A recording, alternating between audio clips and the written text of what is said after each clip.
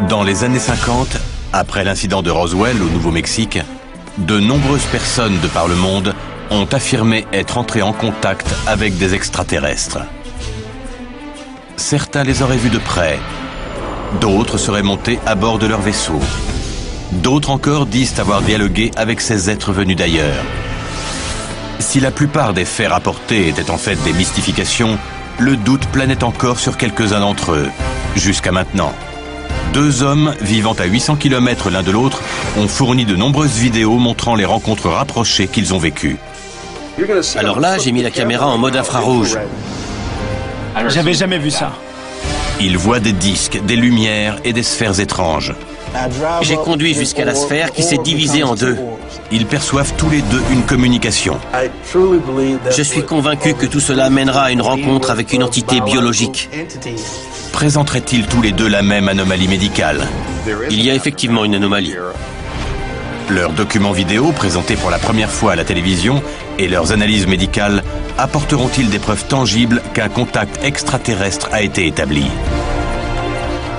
J'ai eu des contacts toute ma vie. Voici l'affaire 58105, contact extraterrestre.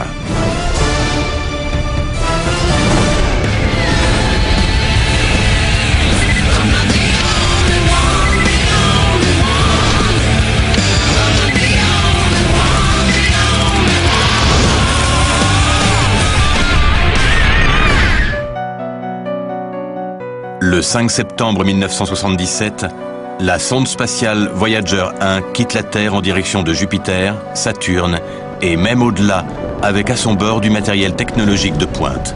La sonde transporte également un disque de cuivre recouvert d'or de 30 cm de diamètre, sur lequel sont encodées 115 images, des salutations en 55 langues, des sons naturels de phénomènes atmosphériques, d'océans et de cris d'animaux, sélectionné par une équipe d'astronomes dirigée par Carl Sagan. D'après la NASA, ce disque d'or porte un message de bienvenue pour toute forme de vie que la sonde pourrait croiser sur son chemin. Le disque est accompagné d'instructions visuelles nécessaires à sa lecture et au décodage des images qu'il contient. Il contient également une carte des pulsars indiquant l'emplacement de notre Soleil grâce à un code mathématique. 30 ans plus tard, Voyager 1 transmet encore des données à la Terre. Mais au cours de son voyage de plus de 14 milliards de kilomètres, elle n'a toujours pas rencontré le moindre signe de vie extraterrestre, pour autant que l'on sache. Pendant que Voyager poursuit son voyage dans l'espace, l'homme utilise une technologie de plus en plus pointue pour établir un contact avec une forme d'intelligence extraterrestre. Depuis 1961, les grands astronomes et scientifiques du monde entier travaillent à un programme nommé SETI, qui se concentre sur la recherche d'une intelligence extraterrestre. Il a pour mission d'explorer, de comprendre et d'expliquer l'origine, la nature et la prévalence de la vie dans l'univers. L'une de ses principales installations, le Allen Telescope Array, souvent abrégé en ATA, situé à Hat Creek en Californie, à 465 km au nord-est de San Francisco, est un groupe de radiotélescopes conçu en partie pour sonder des milliers d'étoiles à la recherche de signaux radio ou électroniques dans l'espace. L'équipe commence son enquête sur les contacts extraterrestres à l'ATA, où elle rencontre l'astronome Seth Shostak.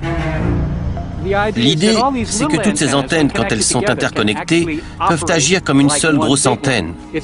C'est une gigantesque oreille métallique que nous tendons vers les étoiles dans l'espoir de capter un signal quelconque. Tout ce que nous avons découvert sur l'univers dans les 40 dernières années porte à croire que ce qui s'est passé sur notre planète n'est peut-être pas un miracle. Vous pensez qu'il y a de la vie dans l'univers? Nous sommes de plus en plus optimistes. Les probabilités sont assez élevées.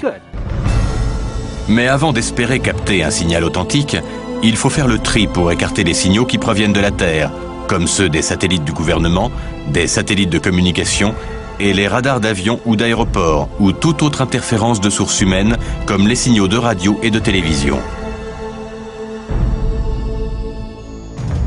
Le processus entraîne parfois ce que le SETI qualifie de fausses alertes, c'est-à-dire des signaux qui donnent à tort l'impression de provenir de sources extraterrestres.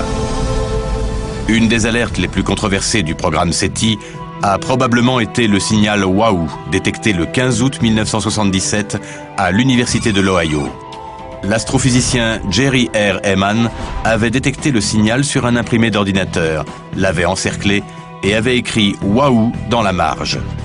Il avait été stupéfait de constater à quel point le signal ressemblait à l'idée qu'on avait d'un signal extraterrestre. Le signal puissant, qui avait duré 72 secondes, possédait plusieurs caractéristiques qui le distinguaient des signaux venant de la Terre ou du système solaire. Moins d'une minute après l'interception du signal radio, un deuxième récepteur s'est mis à scruter le même point dans le ciel à la même fréquence radio, mais il n'a rien détecté. Quand un signal n'est perçu qu'une seule fois, ce n'est pas de la science. Mais la disparition du signal semble pouvoir se justifier. En supposant qu'une balise extraterrestre émette un signal intermittent, il aurait fallu que les télescopes soient pointés sur le point d'origine jusqu'à l'arrivée du signal suivant. Mais les scientifiques n'ont aucune idée de la durée du cycle. Il pourrait donc s'écouler plusieurs minutes, plusieurs heures, plusieurs jours, et même plusieurs années entre chaque signal. Étant donné que les scientifiques du réseau SETI orientent leurs antennes vers des zones d'intérêt qui changent de jour en jour, une transmission peut passer inaperçue. Plusieurs tentatives ont été faites depuis ce jour pour retrouver le signal WAU, mais sans succès. Et la science attend encore une explication. Il y a des gens qui, comme moi, croient qu'il y a une forme de vie intelligente dans l'espace, et ils y croient assez pour chercher 24 heures sur 24, 7 jours sur 7. Au laboratoire de l'ATA, l'équipe se familiarise avec les méthodes employées par les scientifiques du SETI pour chercher des signes de contact extraterrestre. S'il y a 56 millions de canaux et qu'on les sonde une fois par seconde, on obtient 56 mégaoctets de données à la seconde. Nous avons de nombreux points communs avec Seth Shostak et les gens du SETI. Au fond, nous recherchons la même chose, une preuve qu'on a des voisins dans l'espace. Vous dites qu'ils sont là-haut, et nous qu'ils sont déjà ici. On devrait pouvoir trouver un terrain d'entente. Le réseau comptera bientôt 350 télescopes et outils qui permettront de sonder plus de 10 000 étoiles et de recueillir dans les 20 prochaines années 1000 fois plus de données que n'en ont accumulé à ce jour tous les projets mondiaux combinés. Avec cette puissance, les experts du SETI espèrent intercepter un premier signal extraterrestre d'ici 2025. La probabilité scientifique d'un contact extraterrestre ayant été établie, l'équipe part à la recherche de preuves matérielles que ce genre de contact est déjà courant sur Terre. Ils ont repéré 2 hommes affirmant avoir été contactés. Ces 2 hommes vivent dans 2 villes différentes et ont filmé de mystérieuses sphères colorées près de leurs résidences respectives. Ils pensent que les extraterrestres chercheraient à entrer en contact avec eux. Les contacts avec des extraterrestres sont souvent qualifiés de rencontres rapprochées, qui ne sont pas toutes identiques et sont divisées en 5 catégories en fonction de leur intensité. Une rencontre du premier type correspond à l'observation d'un engin étrange ou de lumière qui ne s'apparente à aucune technologie humaine, à une distance de 150 mètres ou moins. Une rencontre du deuxième type comporte des effets physiques vus ou ressentis comme de la chaleur, des radiations, une paralysie temporaire ou des interférences dans les signaux télé ou radio. Le troisième type implique l'observation d'êtres vivants de très près.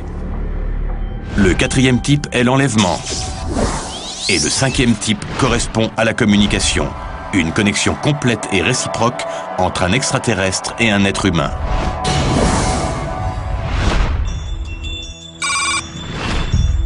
Suffolk, en Virginie. C'est ici que vit Terrell Copeland, 25 ans, un ex-membre du corps des marines. Il a vécu récemment plusieurs rencontres rapprochées avec des sphères de lumière en pulsation qui semblent se manifester à lui de plus en plus souvent.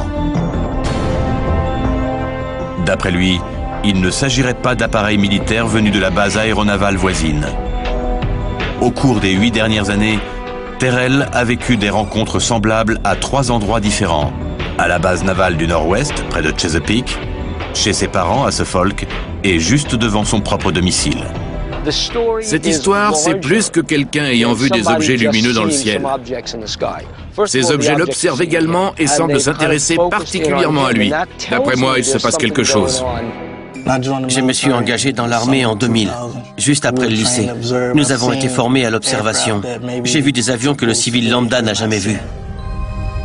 Au cours de l'hiver 2000, Terrell a vécu une expérience qui allait changer sa vie.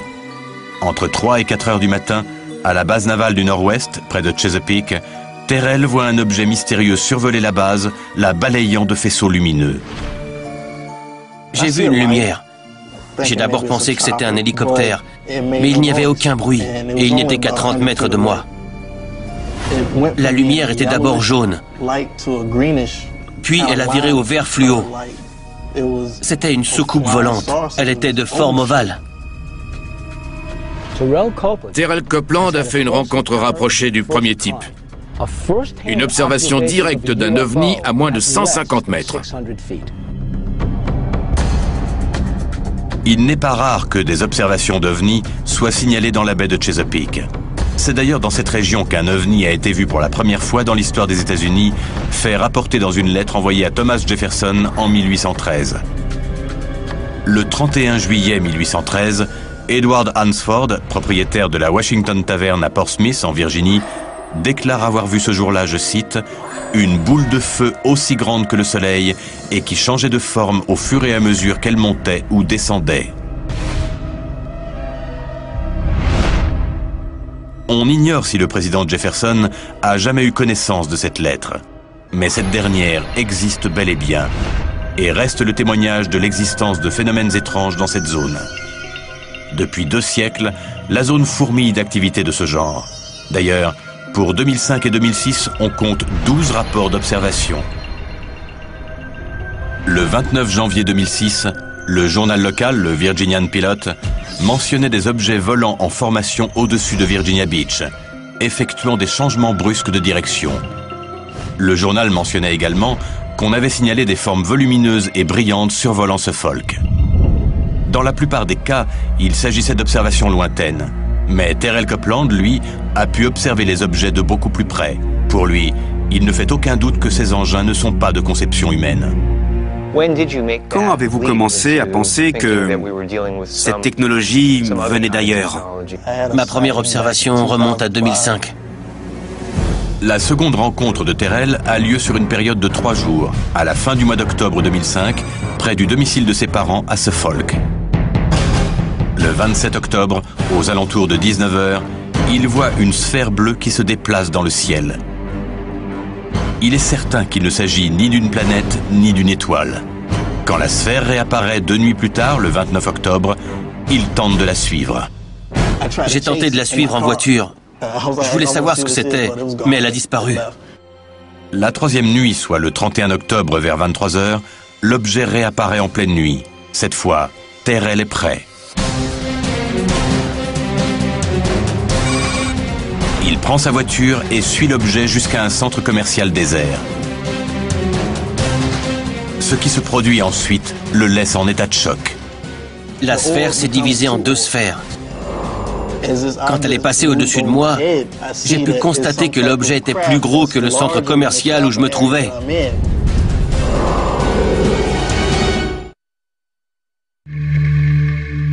À Suffolk, en Virginie, fin octobre 2005, Terrell Copeland aperçoit à 3 reprises une étrange sphère de couleur bleue. J'ai suivi la sphère en voiture et elle s'est divisée en 2. La 3e nuit, le 31 octobre, il a suivi le globe jusqu'à un centre commercial désert où une chose incroyable s'est produite. Il va bientôt vivre sa 2e rencontre rapprochée avec les extraterrestres. Le vaisseau triangulaire étant stationnaire à 150 ou 200 mètres au-dessus de Terrell. Il remarque que les 2 sphères sont en réalité 2 lumières intégrées au vaisseau. Par la suite, Terrell déclarera au journal Virginian Pilot « J'ai d'abord cru que c'était un avion furtif, comme le bombardier de l'Air Force qui échappe au radar. Mais quand j'étais militaire, j'ai vu de nombreux appareils, et nous n'en avons pas d'aussi grands. » Terrell a observé des ovnis de nombreuses fois, toujours à moins de 150 mètres. C'est ce qu'on appelle des rencontres du premier type. Ces observations répétées me laissent penser que ce n'est pas juste une histoire de vision d'ovnis, mais qu'on a cherché un contact. 1 an et demi plus tard, Terrell fait une autre rencontre rapprochée qui, d'après lui, est bien différente. Le 5 mars 2007, à environ 20 h 05, il sent une présence devant chez lui. Il se saisit de sa caméra et sort. Il va voir une chose incroyable. Il y avait deux objets à environ 10 mètres de moi. Les deux objets flottent sur place. Puis l'un commence à se comporter de façon très étrange. C'était une grande sphère qui changeait très rapidement de couleur. Pour de nombreux ufologues, ces changements de couleur seraient une façon de communiquer. C'est ce que je crois. Ces changements de couleur sont-ils une sorte de code morse? Est-ce une forme de communication que les extraterrestres utilisent pour nous contacter? Terrell a-t-il assisté à une communication entre les deux objets ou ces derniers ont-ils tenté de communiquer avec lui? L'équipe se rend sur les lieux pour tenter de mieux comprendre. Voilà l'endroit exact où ça s'est produit le 5 mars 2000. Il y avait une sphère qui dégageait une lumière blanche juste au-dessus de ce bâtiment. J'ai regardé dans cette direction et j'ai vu un autre objet. Le deuxième objet se met à changer de couleur rapidement. Pour Terrell, ces signaux trépidants étaient une façon pour l'engin de communiquer avec l'autre sphère monocolore qui se trouvait au-dessus du bâtiment. Mais il se déplace et s'aperçoit alors que l'autre objet le suit. Quand je suis revenu à ma voiture, l'engin s'est positionné à environ 10 ou 15 mètres au-dessus des arbres. Puis j'ai arrêté de filmer et l'objet est parti parce que, d'après ce que j'ai vu, un hélicoptère de l'armée approchait. L'hélicoptère est arrivé et les objets ont disparu. Oui, j'ai regardé vers l'hélicoptère, puis j'ai vu que l'objet était parti. Terrell est un ancien marine. Il a l'habitude d'observer. Il connaît tous les types d'appareils militaires. S'il me dit qu'il a vécu une expérience qui a changé sa vie, je suis prêt à le croire pour ces raisons-là. Mais je trouve tout de même étrange que nous soyons si près d'une base militaire. Terrell a donc visiblement vécu plusieurs rencontres rapprochées, mais l'équipe doit aller plus loin. Ces vidéos sont envoyées au Dr Ted Ackworth qui doit les analyser. Pendant ce temps, Bill et Pat continuent de mener l'enquête sur les rencontres de plus en plus rapprochées vécues par Terrell. Après avoir filmé ces rencontres en mars 2007, Terrell reçoit la visite d'un étrange individu. Cette personne n'a pas parlé des vidéos tout de suite. Il semblait s'intéresser à moi. Il m'a dit qu'il travaillait pour l'armée et il m'a posé une drôle de question. Il m'a demandé si j'étais prêt à entendre la vérité. J'ai dit « oui, bien sûr ». Alors il m'a dit qu'il connaissait personnellement les extraterrestres. Après cette longue conversation, je me suis assoupi en lisant un livre. Puis j'ai été réveillé par quelqu'un qui essayait d'entrer chez moi. Mon premier réflexe a été de me lever et de prendre mon arme. J'ai entendu distinctement une voix me dire que je n'avais pas besoin de prendre cette arme. Je sentais le livre dans ma main. Je sentais que j'étais assis dans le canapé, mais j'étais incapable de bouger. Quand j'ai enfin pu bouger mes membres, j'ai ouvert la porte, mais personne n'était là. Après avoir parlé avec cette personne, j'ai vécu quelque chose que je n'aurais jamais cru vivre. Ce qu'on appelle un épisode de temps manquant. Cette nuit-là et la nuit suivante, je me suis réveillé à 3h08 du matin. Je ne me souviens pas d'avoir fait un cauchemar. Je me suis levé tout de suite et l'instant d'après mon réveil indiquait 5h30, l'heure à laquelle je me lève d'habitude. Il n'est pas rare que des personnes ayant été enlevées ou simplement contactées par des extraterrestres signalent des épisodes de temps manquant. Ces personnes affirment se trouver dans un endroit au moment de l'événement et se retrouver ensuite ailleurs sans comprendre ce qui s'est passé entre-temps. Une paralysie temporaire est un indicateur de rencontre rapprochée du deuxième type. Un laps de temps manquant est signe d'un enlèvement par des extraterrestres, ce qu'on nomme rencontre du quatrième type. Était-il sur le point de communiquer avec eux? Ce que je crains, c'est qu'une personne un peu bizarre ait contacté Terrell et lui ait mis des idées en tête. Donc cette personne vous a contacté et vous a présenté le contact entre les humains et les extraterrestres comme un but ultime. J'ai le sentiment qu'on vous a recruté. Il y a une branche du gouvernement qui vous a recruté. Et je crois que vous êtes un hybride entre un humain et un extraterrestre. Bien que la notion d'hybride entre des humains et des extraterrestres soit hautement controversée et n'ait pas été prouvée, certaines personnes contactées par des extraterrestres affirment avoir développé des anomalies physiques peu après leur contact supposé. C'est très étonnant, mais en même temps, pas tant que ça. Car la raison pour laquelle je ne suis plus dans l'armée, c'est que j'ai un problème sanguin inexpliqué. Le sang de Terrell présente un taux anormalement élevé d'une enzyme nommée créatine kinase, qui généralement révèle un problème musculaire. D'après le bilan médical effectué par l'armée, le taux de créatine kinase dans le sang de Terrell s'élève à 2000 unités par litre de sang.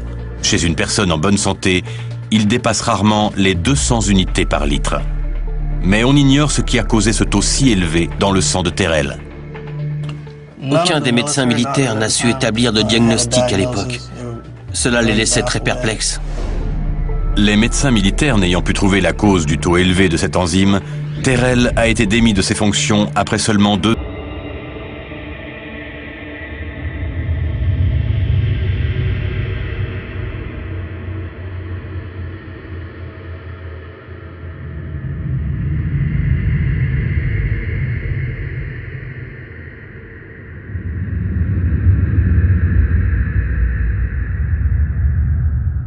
ans de service, peu de temps après ses dernières observations d'OVNI.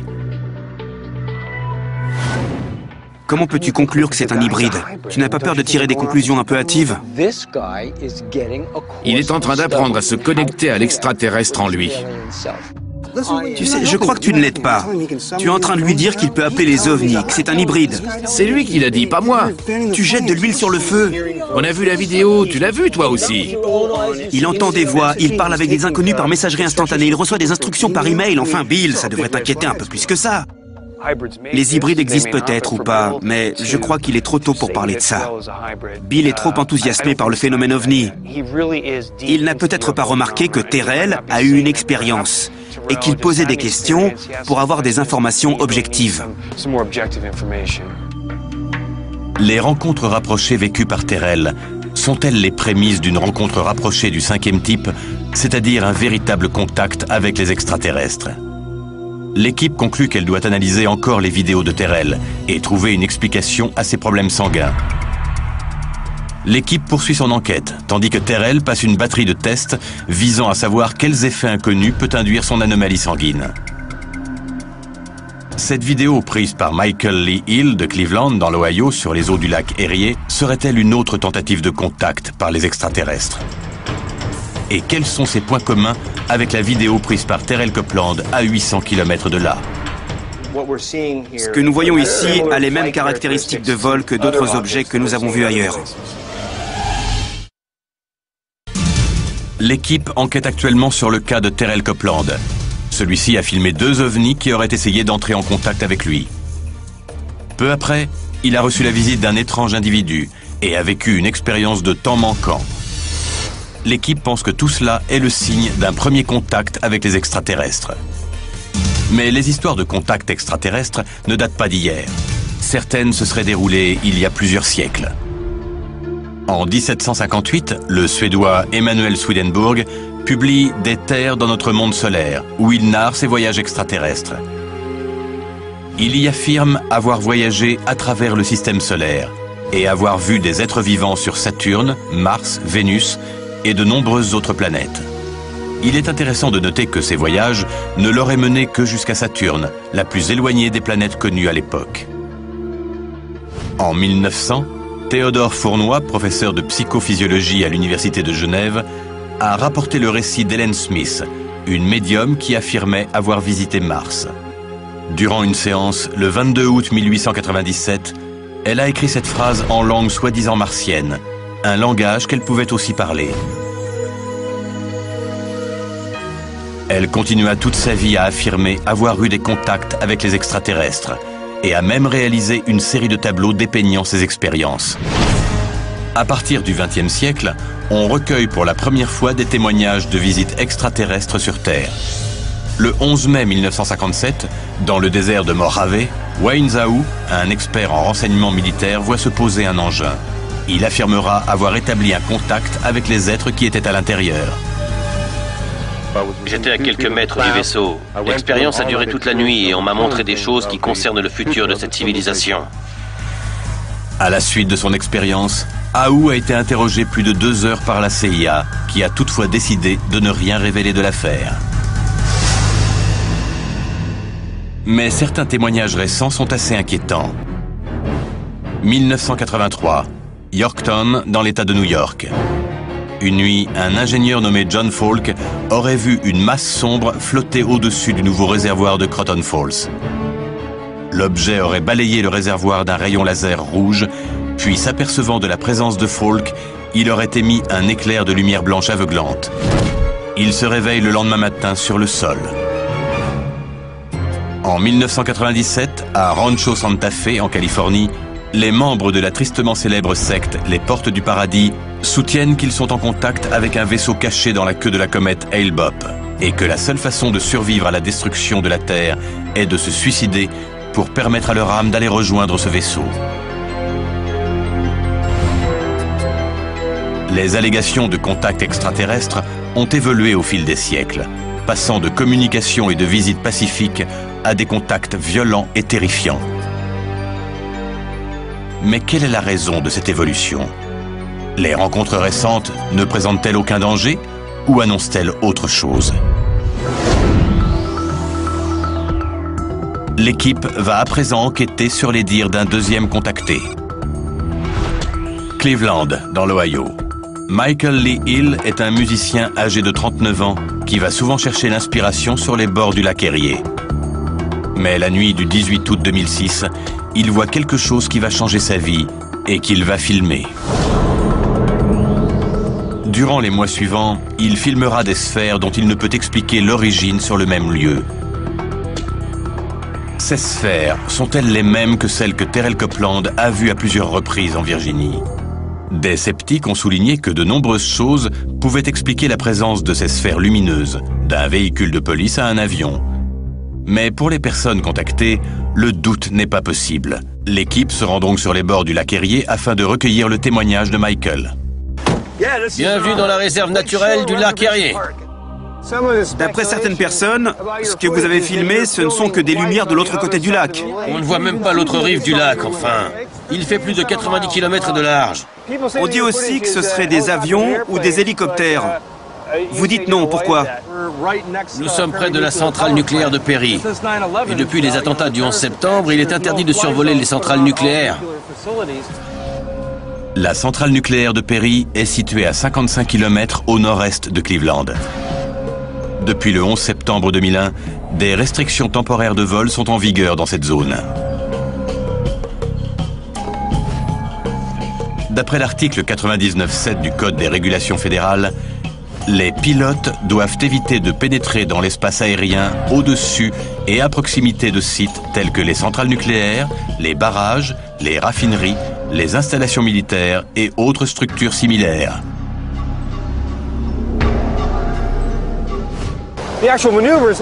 Ces objets ne bougent pas comme des aéronefs ordinaires, c'est ça?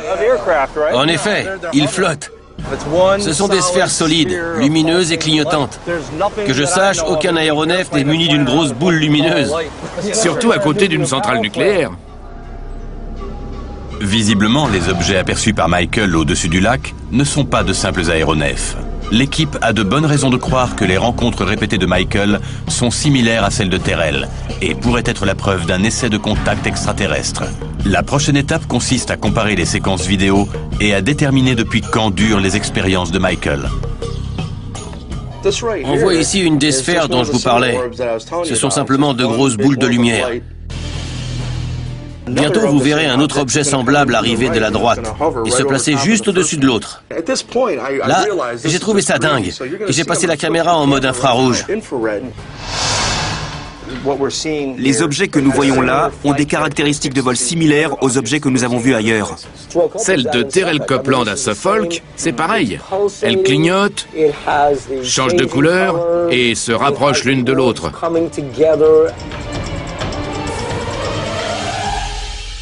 Après cette rencontre, Michael a remarqué que l'activité au-dessus du lac s'était interrompue pendant près d'1 an. En septembre 2007, il a filmé de nouvelles séquences que l'équipe va à présent visionner pour la première fois. Ces objets ont volé dans un sens et dans l'autre juste devant moi pendant 1h30. Parfois, ils semblaient s'éteindre et je ne les voyais plus. Puis, ils réapparaissaient et devenaient très brillants.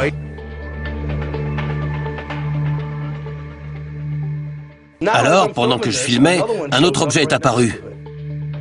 S'il s'agissait de fusées, elles flotteraient et retomberaient.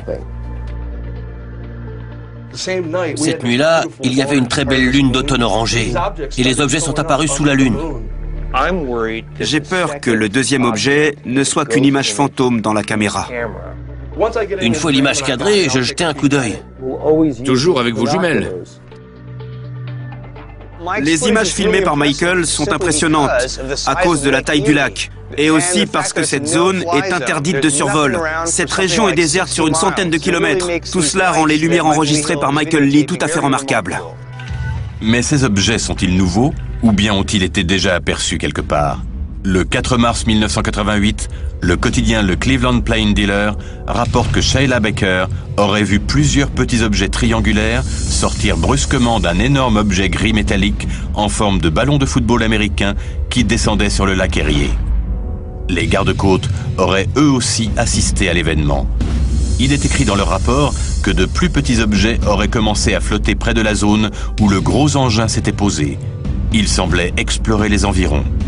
À ce jour, cet événement demeure inexpliqué. La description de ces objets approchant du lac Erie rappelle étrangement ce que Michael a filmé le 18 août 2006. Les expériences de Michael datent de bien plus longtemps que ne l'imaginait l'équipe. J'ai eu des contacts toute ma vie. Serait-il face à un contacté de niveau 5 ?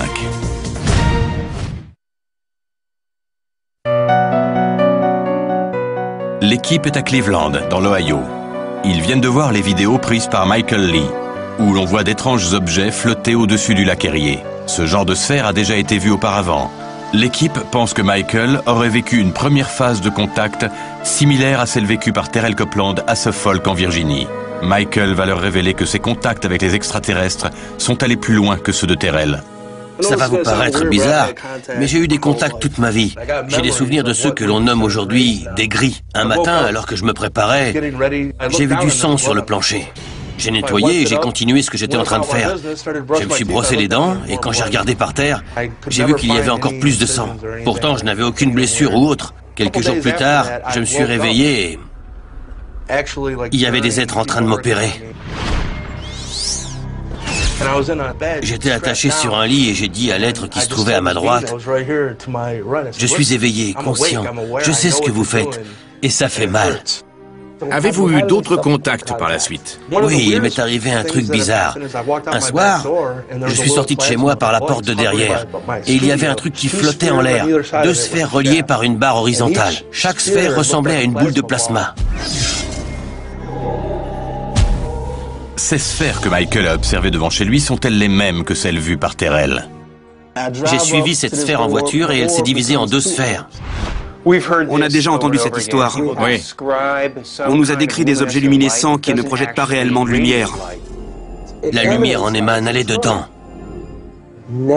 D'après vous, ces objets que vous avez vus auraient été envoyés pour entrer en contact avec vous et vous servir de guide. Je sais qu'ils savaient que je les filmais. Je crois vraiment être en contact avec une entité supérieure. Et ne pas l'écouter serait la chose la plus idiote que je pourrais faire. C'est un cas extrêmement intéressant. Il a connu les 5 niveaux de rencontres rapprochées, de la simple observation au véritable contact extraterrestre. Maintenant qu'elle a en main les vidéos de Terrell et de Michael, l'équipe peut les comparer afin de déterminer s'il existe un lien entre ces 2 contactés.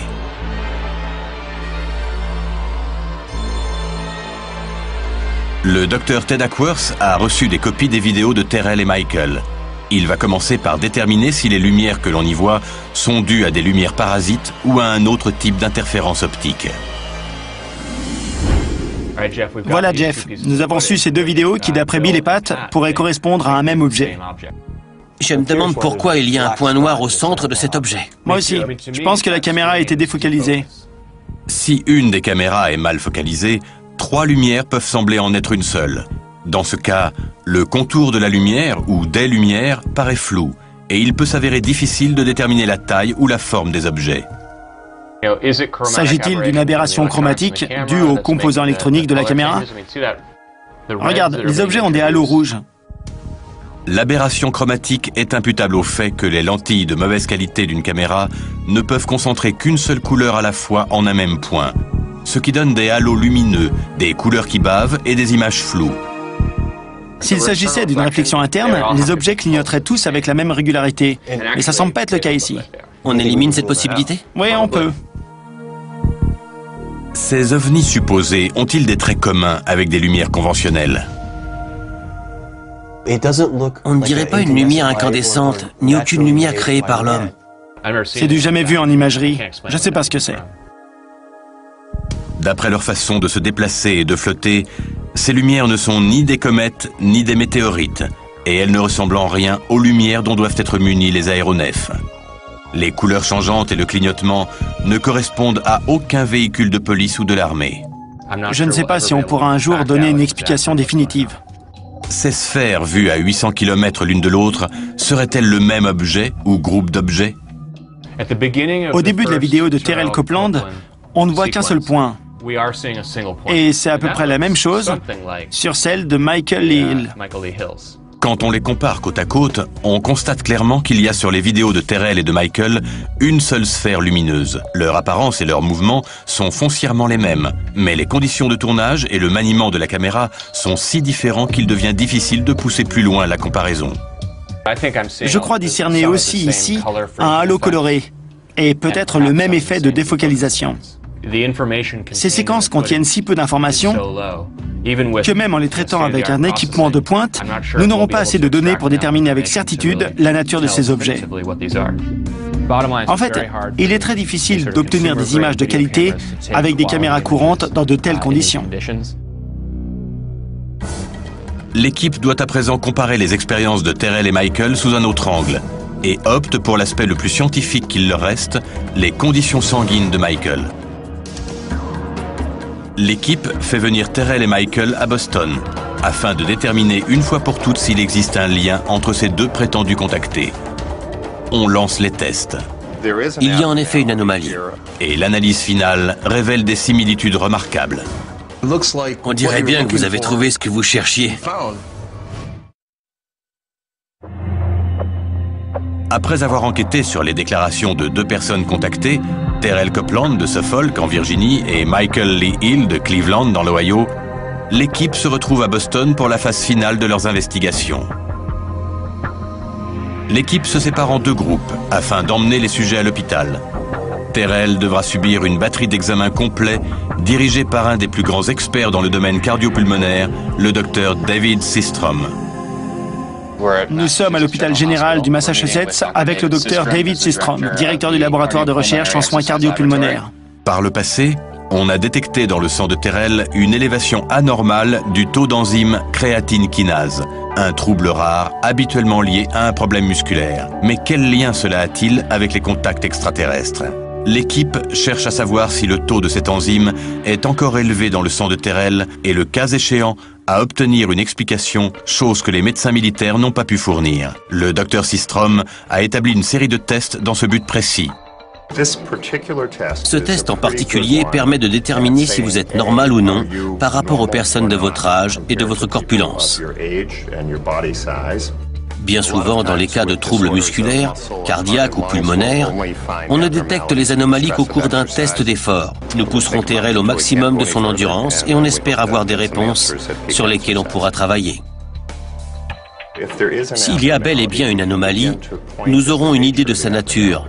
Nous pourrons déterminer si le problème vient de vos poumons qui vous limitent ou si c'est votre cœur ou vos muscles.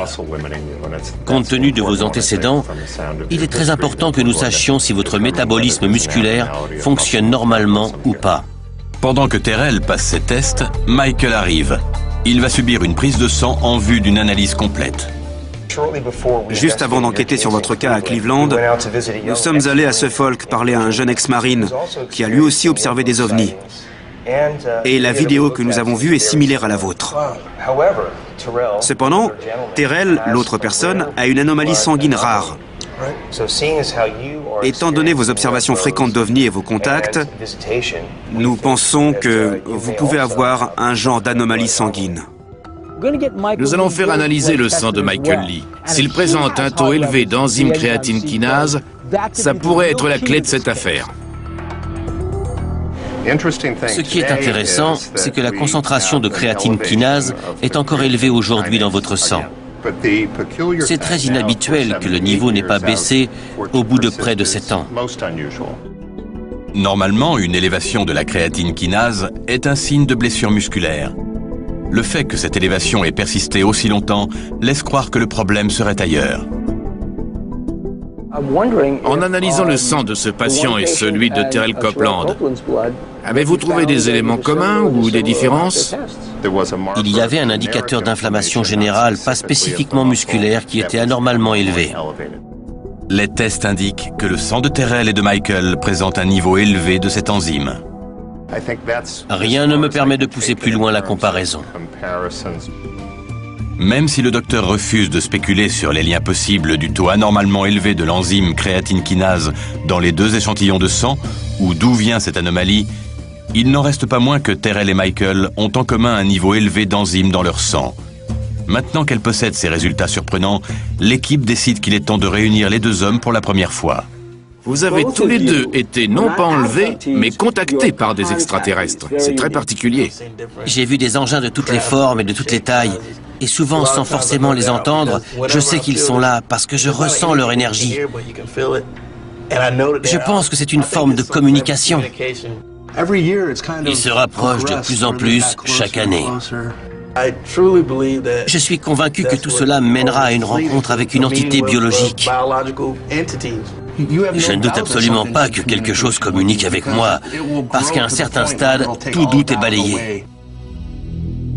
Maintenant que Terrell et Michael savent qu'ils ont vécu des expériences de contact similaires, l'équipe leur révèle les résultats stupéfiants de leurs tests.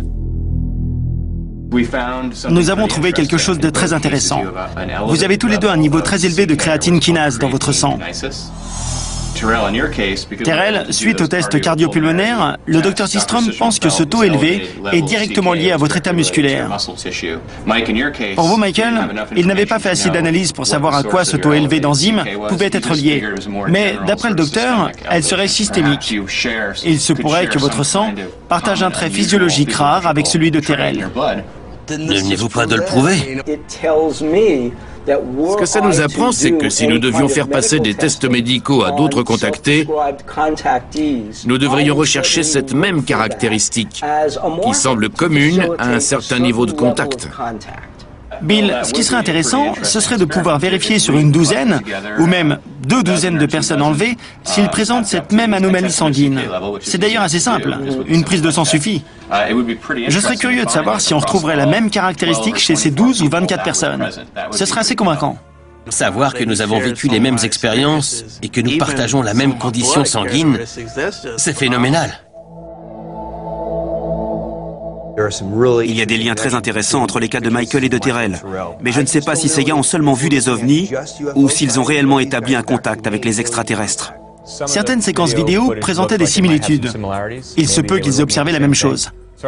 Pour ce qui est des tests sanguins, nous avons réalisé tout un ensemble d'analyses et la seule chose inhabituelle que l'on retrouvait dans les 2 échantillons, c'était cette enzyme. Il y a forcément un rapport entre eux, puisqu'ils ont tous les deux un niveau d'enzyme créatine élevé et qu'ils ont observé les mêmes phénomènes. Je pense que malgré l'analyse exhaustive effectuée, nous n'avons pas établi de lien prouvé. Dans les 2 cas, il semble y avoir autre chose. Quelque chose sous la surface, et il faut parfois savoir se contenter de ça. Les vraies réponses se trouvent dans la quête et non dans la solution. Aujourd'hui encore, Voyager 1 poursuit son chemin dans l'espace, portant avec elle la preuve de notre existence.